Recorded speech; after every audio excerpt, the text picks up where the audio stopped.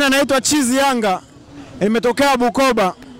Mimi kama mshabiki wa mpira wa Tanzania ambaye nina imani na mpira wetu wa Tanzania usonge mbele, uweze kuendelea mbele, mimi nimehuzunika na kitendo kilichofanyika leo, kwa sababu hamna kanuni inayosema kwamba mtu akizuiliwa kufanya mazoezi ndo asuse kucheza mechi. Bora TFF wangetutangazia toka asubuhi. Maana Simba ile taarifa wametoa tokea saa 8 usiku kwamba mechi ya leo hawaji uwanjani, wamekula nyoya. Haiwezekani TFF waamke asubuhi watuambie sisi mashabiki kwamba leo tu mechi ipo na mashabiki mjitokeze kwa wingi kuja uwanjani kusupport timu yoyote ambayo unaishabikia. Alafu matokeo yake tunakuja hapa uwanjani yanatokea mauzauza. Mimi kama mshabiki ambaye natamani mpira wetu wa Tanzania usonge mbele, uwe namba 1 barani Afrika, ambayo naona mimi saa hizi mpira wetu wa Tanzania unapotea, unaenda kuwa namba 38 barani Afrika. Mimi kama mshabiki niliyetoka Bukoba nimelipa nauli yangu shilingi 700,000 budget ambayo ya kutoka Bukoba kuja Dar es Salaam na kurudi nyumbani. Nimeumia sana na nimehuzunika sana. Haiwezekani mpira wa Tanzania uendeshwe kishamba namna hii. Watafutwe viongozi ambao wanaweza kuendesha mpira wetu wa Tanzania.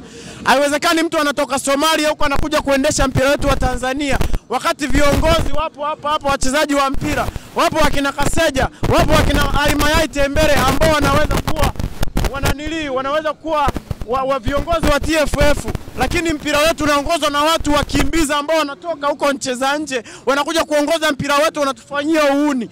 Haiwezekani mtu kama Simba, timu ndogo kabisa, kipunje cha kidole changu hiki kikupelekeshe mtu ambaye unaongoza Tanzania nzima. Huu ni ushamba na mpira wetu inatakiwa tubadilike.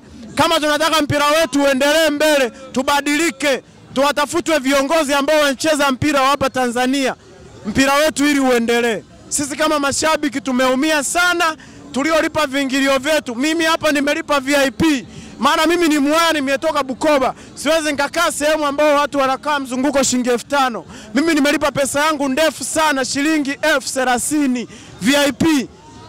Mimi nauliza, hiyo shilingi 700,000 na hiyo shilingi 30,000 naipataje? Huyo wale Sikaria atarudishia pesa yangu? Mimi kama mshabiki nimeumia na ninaona mpira wetu unaenda kufa kabisa, unateketea kabisa, unaenda kuwa namba 30 barani Afrika. Mpira wa Tanzania unaenda kuwa namba 30.